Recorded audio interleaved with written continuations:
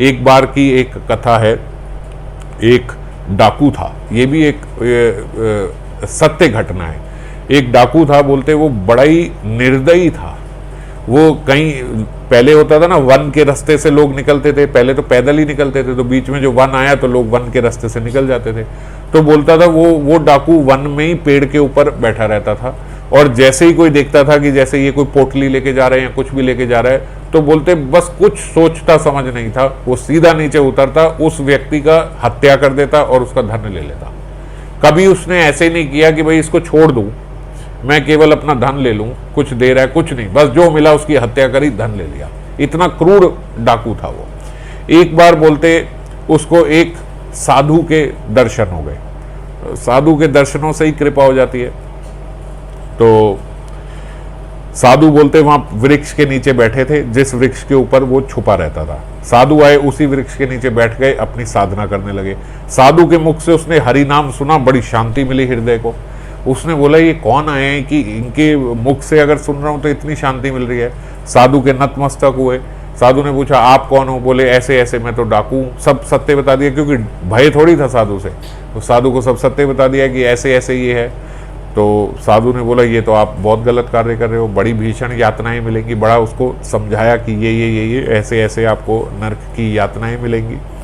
तो बोला महाराज मैं क्या कर सकता हूँ, डर गया, भयभीत हो गया। और साधु का भी प्रकोप, साधु का भी एक अपना ऑरा होता है, तो उनकी साधुता के आगे तो विवश हो गया। बोला कि मैं तो बहुत खराब मेरे कर्म है, मैं क्या करूँगा, और अब तो पता नहीं न जाने मैंने कितने कितने लोगों का वध कर दिया। तो बोलते साधु ने अपने झोले में से एक लकड़ी निकाल के दी।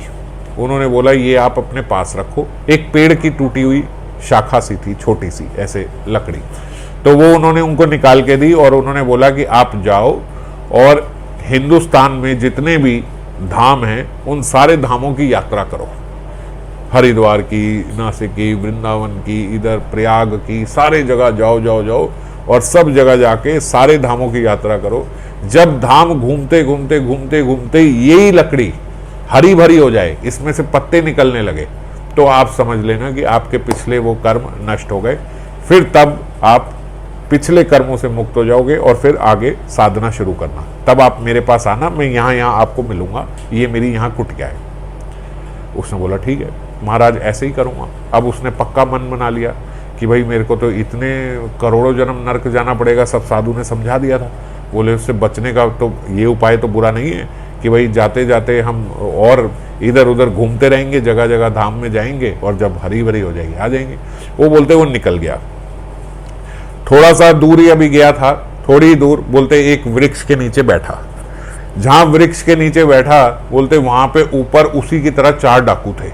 जैसे वो डाकू था, बोलते अब वो वृक्ष के नीचे बैठा तो 4 डाकू ऊपर वहां पे छुपे हुए थे और वो चारों आपस में चर्चा कर रहे थे कि भाई आज रात को इस गांव में, जो ये साथ में गांव लगता है, इसमें आग लगा देंगे, सारे गांव में आग लगा देंगे। पूरी योजना बना रहे थे कि ऐसे ऐसे मैं यहाँ से इस कोने से लगाऊंगा, आप उससे लगाना, आप इससे लगाना, उससे लगाना, सारे घरों को आग लगा देंगे, सब बर्बाद कर देंगे इस पूरे गांव को, और जो धन वगैरह होगा वो फटाफट से अपना लूट लपेट के यहाँ से भागेंगे। अब जो नीचे डाकू था उसने सोचा कि यार जहाँ इतने वध किए हैं, जहाँ इतनी हत्या करी है, अब मेरे को तो साधु ने बोला है कि भाई निकलो और सारे धाम घूम के आओ जहाँ ये लकड़ी हरी भरी हो जाए। तो जब मैं जा ही रहा हूँ धाम को, तो इन चारों का भी काम करते हुए जाता हूँ। ये बड़े डाकू बन रहे हैं कि वहाँ पे ये जलाएंगे, वो जलाएंगे, ये सब करेंगे। अब क्योंकि उसके भीतर भी साधुता आ गई थी ना, मगर एक अपने स्टाइल से आई थी, क्योंकि था तो डाकू। तो उसने कल्याण करने की अब कैसे सोची कि भाई इस गाँव को बचाना है, इनका मार देता हूँ। बोलते उन्होंने, उसने आवाज लगाई, ओए कौन है, जरा इधर नीचे तो आना, हम भी तो देखें जरा कौन है जो गांव को आग लगा रहा है। भैया तुम्हारे पिताजी आए आज नीचे। इस प्रकार से बोलते उसने बोला और एक एक करके चारों का वध कर दिया, क्योंकि वो तो था ही पक्का डाकू, वो तो रोज का उसका काम था ऐसे वध करना। उसने बोलते चारों की हत्या करके वहीं पे लमलेट कर दिया। अच्छा, अब लकड़ी निकाल के चलने लगा तो देखा लकड़ी हरी भरी हो गई। वो लकड़ी अभी हरी भरी हो गई। वो भागता हुआ उन साधु के पास गया। साधु ने बोला हाँ बताओ। बोले महाराज ये देखो हरी भरी हो गई। बोले कौन से धाम गए थे जो एकदम से हरी भरी हो गई? बोले महाराज कहीं नहीं गया था। अभी तो बस एक वृक्ष के नीचे थोड़ा आगे गया था, बैठा ही था, ऐसे ऐसे वो 4 डाकू थे, वो ये प्लान कर रहे थे कि ये पूरे गांव को आग लगाएंगे, ये करेंगे वो करेंगे। मेरे को लगी कि भाई ये इतना नाश कर देंगे, सब कर देंगे। आपकी कृपा से मैंने सब सुना था कि ये सारे कार्य नहीं करने चाहिए। मैंने उनका इतनी हत्या पहले ही करी, कोई नहीं इन 4 की भी कर दो। मैं उन 4 की भी हत्या कर दी। और साधु ने उनको समझाया कि देखो, हत्या तो तुम पहले भी करते थे, हत्या तुमने आज भी करी, लेकिन पहले तुम स्वार्थ से हत्या करते थे। तुम अपने हित के लिए, अपने पैसा कमाने के लिए, अपनी काम की पूर्ति के लिए हत्या करते थे। पर आज आपने सेवा रूप में हत्या करी।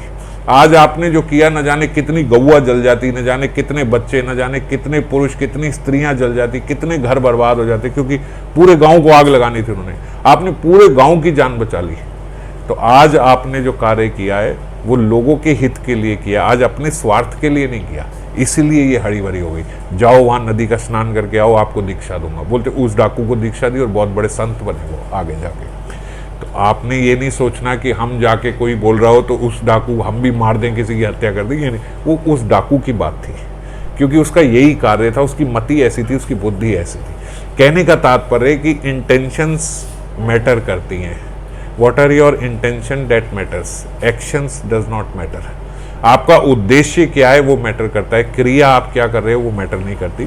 तो इसीलिए उद्देश्य, इंटेंशंस बड़ी क्लियर रहे। भागवत धर्म का पालन करते हुए ही हम सारे कार्य करें।